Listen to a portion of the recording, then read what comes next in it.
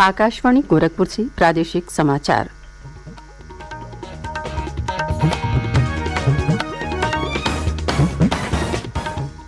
नमस्कार।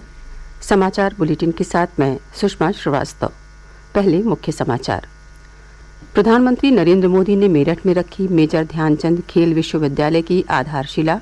कहा, उम्मीद है हर साल मेरठ से हजारों की संख्या में निकलेंगे बेहतरीन खिलाड़ी।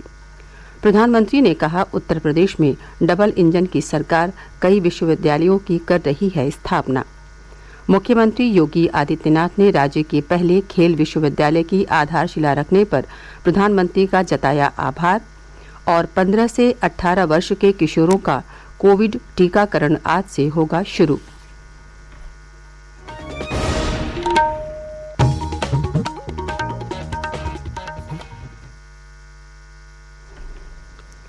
और अब समाचार विस्तार से। प्रधानमंत्री नरेंद्र मोदी ने कल मेरठ में मेजर ध्यानचंद खेल विश्वविद्यालय की आधारशिला रखी। इस विश्वविद्यालय की स्थापना सरधना कस्बे के सलावा और कैली गांव में की जा रही है। इस पर लगभग 700 करोड़ रुपए की लागत आएगी। इस मौके पर प्रधानमंत्री ने जनसभा को संबोधित करते हुए कहा कि मेरठ ने दुनिया को ये दिखाया है कि चाहे देश के लिए जीवन उत्सर्ग करने या खेलों के जरिए उसके लिए सम्मान अर्जित करने का सवाल हो, उसने हमेशा से देश को प्रेरित करने और उसका नेतृत्व करने का काम किया है। उन्होंने कहा कि मेरठ महान हॉकी खिलाड़ी ध्यानचंद की भी जन्मभूमि रहा है। कुछ महीने पहले ही केंद्र सरकार ने देश के सबसे बड़े खेल पुरस्कार का नामकरण उनके नाम पर किया है। उन्होंने कहा कि मेरठ मेजर ध्यानचंद की कर्मस्थली रही है। पहले केंद्र सरकार ने देश के सबसे बड़े खेल पुरस्कार का नाम दद्दा के नाम पर कर दिया। आज मेरठ की स्पोर्ट्स यूनिवर्सिटी मेजर ध्यानचंद जी को समर्पित की जा रही है। और जब इस यूनिवर्सिटी का नाम मेजर ध्यानचंद जी से जुड़ जाता है तो उनका पराक्रम तो प्रेरणा देता ही है, लेकिन उनके नाम में भी एक संदेश है। उनके नाम में जो शब्द है ध्यान, बिना ध्यान केंद्रित किए कभी भी सफलता नहीं मिलती है। और इसलिए जिस यूनिवर्सिटी का नाम ध्यानचंद से जुड़ा हुआ हो, वहां पूरे ध्यान से काम करने वाले नौजवान देश का नाम रोशन करेंगे, ये मुझे पक्का विश्वास है। प्रधानमंत्री ने कहा कि उम्मीद है हर साल मेरठ से हजारों की संख्या में हमारे सपूत और बेटियां खेल के क्षेत्र में अपनी सफलता के झंडे गाड़ेंगे। मैं उत्तर प्रदेश के नौजवानों को यूपी की पहली स्पोर्ट्स यूनिवर्सिटी के लिए बहुत बहुत बधाई देता हूं। 700 करोड़ रुपए की लागत से बनने वाली ये आधुनिक यूनिवर्सिटी दुनिया की श्रेष्ठ स्पोर्ट्स यूनिवर्सिटी में से एक होगी। यहां युवाओं को खेलों से जुड़ी अंतर्राष्ट्रीय सुविधाएं भी तो मिलेगी। ये एक कैरियर के रूप में स्पोर्ट्स को अपनाने के लिए जरूरी स्किल्स का निर्माण करेगी। यहां से हर साल 1000 से अधिक बेटे बेटियां बेहतरीन खिलाड़ी बनकर निकलेंगे। प्रधानमंत्री ने कहा कि मेजर ध्यानचंद खेल विश्वविद्यालय विश्व स्तरीय खेल सुविधाओं और प्रशिक्षण का केंद्र होगा। उन्होंने कहा कि विज्ञान से लेकर साहित्य तक और स्टार्टअप से लेकर खेल तक देश की युवा प्रतिभाओं ने विश्व में अपनी महत्वपूर्ण पहचान बनाई है। उन्होंने कहा कि खिलाड़ियों को अब विभिन्न सुविधाएं दी जा रही हैं और हुनर को पहचान कर उन्हें प्रोत्साहित किया जा रहा है। प्रधानमंत्री ने कहा कि देश में खेलों के लिए जरूरी है कि युवाओं में खेलों को लेकर विश्वास पैदा हो, खेल को अपना प्रोफेशन बनाने का हौसला बढ़े। यही मेरा संकल्प भी और सपना भी। उन्होंने कहा कि मेरठ से अभी 100 से अधिक देशों को स्पोर्ट्स सामान निर्यात होता है। मेरठ लोकल के लिए वोकल तो है ही, लोकल को ग्लोबल भी बना रहा है। उन्होंने कहा कि प्रदेश के युवा इतने प्रतिभावान हैं कि आसमान भी छोटा पड़ जाए, इसलिए उत्तर प्रदेश में डबल इंजन की सरकार कई विश्वविद्यालयों की स्थापना कर रही है। इससे पहले प्रधानमंत्री ने औगड़नाथ मंदिर में पूजा अर्चना की। इस अवसर पर उनके साथ राज्यपाल आनंदीबेन पटेल और मुख्यमंत्री योगी आदित्यनाथ भी उपस्थित थे। उन्होंने मेरठ कैंट में शहीद स्मारक पर श्रद्धा सुमन भी अर्पित किए। प्रधानमंत्री ने राजकीय स्वतंत्रता संग्राम संग्रहालय और खेलो इंडिया प्रदर्शनी का अवलोकन भी किया। मेजर ध्यानचंद खेल विश्वविद्यालय की आधारशिला रखने से पहले प्रधानमंत्री ने कार्यक्रम स्थल पर प्रदेश में खेलों से जुड़े लोगों के साथ बातचीत भी की।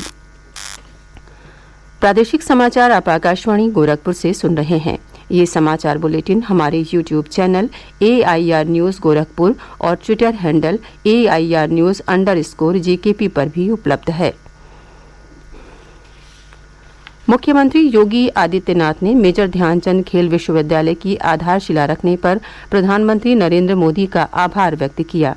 उन्होंने कहा कि ये राज्य का पहला खेल विश्वविद्यालय है।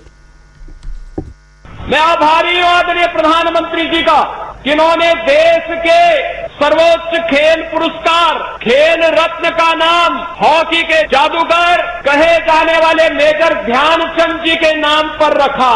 और आज जिस विश्वविद्यालय का शिलान्यास आदरणीय प्रधानमंत्री जी के कर कमलों से हो रहा है, इस प्रदेश के पहले स्पोर्ट्स यूनिवर्सिटी का नामकरण भी मेजर ध्यानचंद जी के नाम पर होने जा रहा है। मुख्यमंत्री ने कहा कि प्रदेश सरकार ने एकलव्य क्रीड़ा कोष की स्थापना की है। ये खिलाड़ियों के लिए राष्ट्रीय एवं अंतर्राष्ट्रीय प्रतिस्पर्धाओं के लिए योग्य प्रशिक्षक एवं कोचिंग की व्यवस्था करेगा।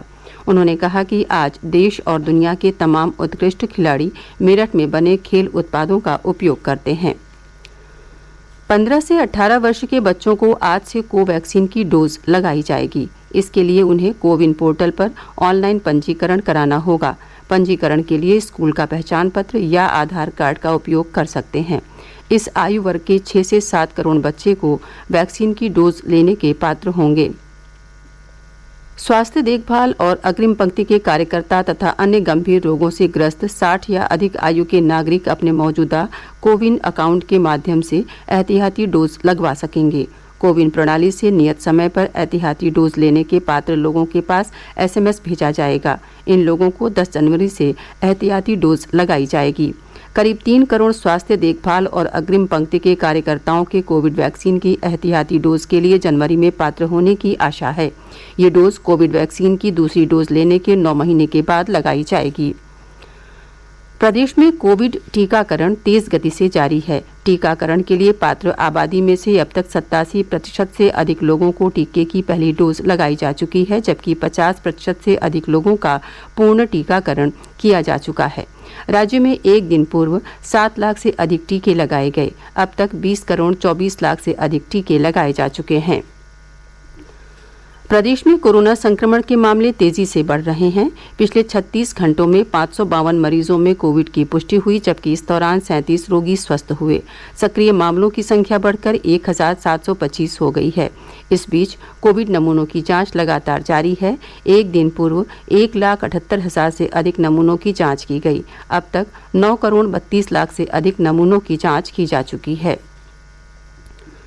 उप मुख्यमंत्री दिनेश शर्मा ने कहा कि विपक्षी दल जनता को लुभावने सपने दिखा रहे हैं, जबकि भारतीय जनता पार्टी जनता के सपने को पूरा करने का काम करती है। श्री शर्मा ने कहा कि आज उत्तर प्रदेश को हथियारों और माफियाओं के नाम से नहीं, बल्कि रक्षा उद्योगों के प्रदेश के रूप में जाना जाता है। भाजपा की जन विश्वास यात्रा कल सुल्तानपुर जिले के विभिन्न मार्गों से होकर गुजरी, जहां जनता ने यात्रा का जोरदार स्वागत किया। जन विश्वास यात्रा की अगवानी उप मुख्यमंत्री दिनेश शर्मा, भाजपा के राष्ट्रीय महासचिव अरुण सिंह, कैबिनेट मंत्री राजेंद्र प्रताप सिंह उर्फ मोती सिंह, राज्य मंत्री गिरीश चंद्र यादव और कौशाम्बी सांसद विनोद सोनकर सहित अन्य प्रतिनिधियों और भाजपा नेताओं ने की। इस मौके पर उप मुख्यमंत्री ने कहा कि पिछले 5 वर्षों में प्रदेश की अर्थव्यवस्था 11 लाख करोड़ से बढ़कर अब 22 लाख करोड़ की अर्थव्यवस्था बन गई है। उन्होंने कहा कि जन विश्वास यात्रा को आज जिस प्रकार से जनता का आशीर्वाद मिल रहा है, उससे विपक्षी दलों में भय व्याप्त हो गया है। और अब अंत में मुख्य समाचार एक बार फिर। प्रधानमंत्री नरेंद्र मोदी ने मेरठ में रखी मेजर ध्यानचंद खेल विश्वविद्यालय की आधारशिला। कहा, उम्मीद है कि हर साल मेरठ से हजारों की संख्या में निकलेंगे बेहतरीन खिलाड़ी। प्रधानमंत्री ने कहा, उत्तर प्रदेश में डबल इंजन की सरकार कई विश्वविद्यालयों की कर रही है स्थापना।